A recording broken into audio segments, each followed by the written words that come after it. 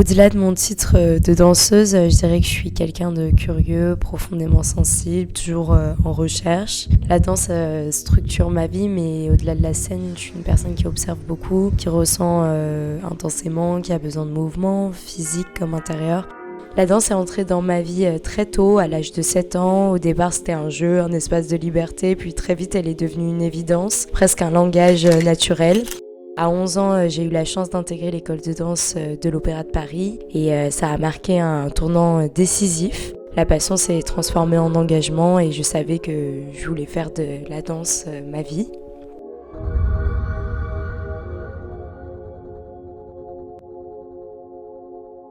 Donc oui, le ballet s'est imposé à moi très naturellement, sa rigueur, sa précision, mais aussi sa poésie m'ont toujours profondément attirée. C'est un art qui demande une grande discipline tout en laissant une immense place de liberté et de sensibilité. Personnellement, je me vois avant tout comme interprète, mais un interprète créateur. Chaque rôle, même tout petit, est une recréation intime, une manière personnelle de faire vivre une chorégraphie. La créativité existe aussi dans la façon d'habiter un mouvement, un silence, une attention. Dans le corps de ballet, l'interprétation et la création viennent d'une harmonie à trouver collectivement comme une partition. Mon corps, il est tout à la fois, c'est un outil exigeant, un langage puissant et un territoire que je continue d'explorer chaque jour. Il évolue avec moi, avec le temps, les expériences, les blessures aussi.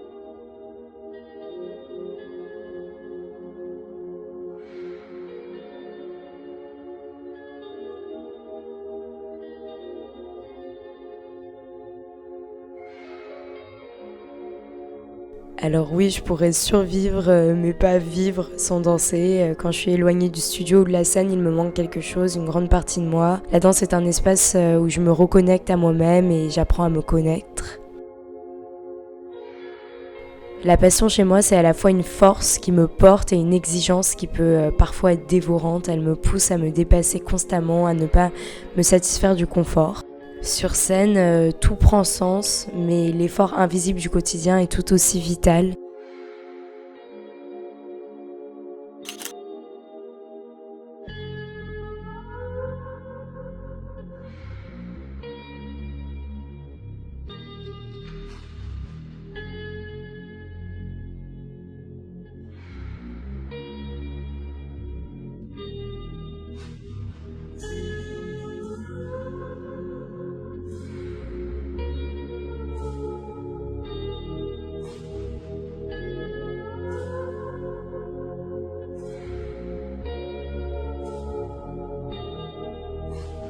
Évidemment, la danse m'a permis de mieux me connaître, elle m'a appris mes forces, mes fragilités, mes limites, elle m'a parfois confrontée à moi-même de manière brutale mais constructive. Avec le temps, évidemment, mon rapport à la passion a évolué, il est devenu plus lucide, la passion est toujours aussi intense, mais elle est aujourd'hui accompagnée d'une meilleure écoute de moi-même. Évidemment, j'ai toujours des choses à prouver à moi-même, continuer à progresser, à rester sincère dans mon travail, à ne pas perdre le sens. Je me fixe de nouveaux objectifs tous les jours afin de continuer à devenir la meilleure version de moi-même humainement mais aussi artistiquement. Alors évidemment, c'est un métier où il faut savoir faire cohabiter exigence et plaisir. L'exigence est omniprésente mais le plaisir naît justement de cette rigueur. Quand le corps correspond, quand un mouvement devient fluide, la joie est immense. Alors oui, évidemment, mon corps a déjà été un obstacle. Parfois, les blessures, la fatigue et le doute font partie du parcours, mais avec le temps, on apprend à en faire un allié plutôt qu'un adversaire, respecter son corps qui est son outil de travail afin de performer davantage. Évidemment, en tant que sportif de haut niveau, artiste, on a tous peur qu'un jour notre corps ne suive plus, mais moi pour le moment c'est pas d'actualité, mais c'est évidemment une peur silencieuse présente chez tous les danseurs, mais j'essaie de vivre dans l'instant présent et de respecter mon corps et d'en prendre soin du mieux que je peux. Alors évidemment, il y a toujours un regard posé sur notre corps, ça peut être parfois un peu lourd mais ça fait aussi partie du métier. J'essaie de ne pas réduire mon identité à une apparence et de toujours améliorer mes lignes de danseuse comme je peux. Et la danse peut être à la fois un acte de liberté ou de sacrifice. Le sacrifice est réel mais la liberté ressentie sur scène est incomparable. Le but pour moi, c'est vraiment de transmettre une émotion, alors c'est là que la danse prend une dimension encore plus forte. Alors oui, danser à l'Opéra de Paris, c'est porter une histoire, une tradition immense. Faire partie de cette si belle maison est une grande fierté pour moi. Évidemment, la danse est aussi une manière de résister au temps, à l'oubli, au silence. Le corps garde la mémoire. À travers mon corps, j'essaie de transmettre des émotions, une humanité, ma sincérité.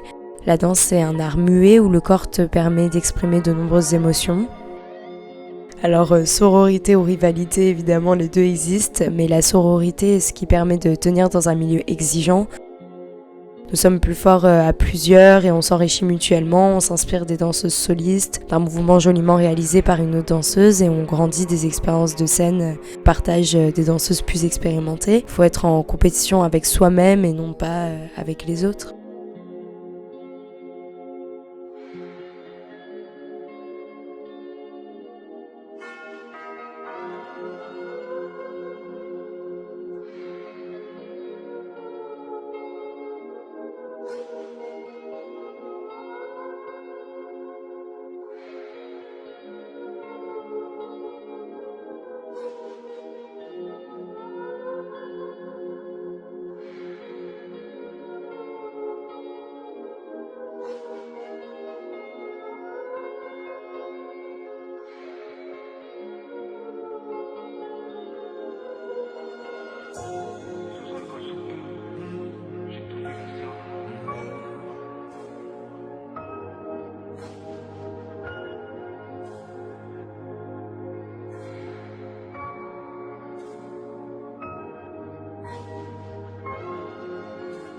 Je pense que la danse ne cherche pas à réinventer une féminité, mais en explore toutes les nuances.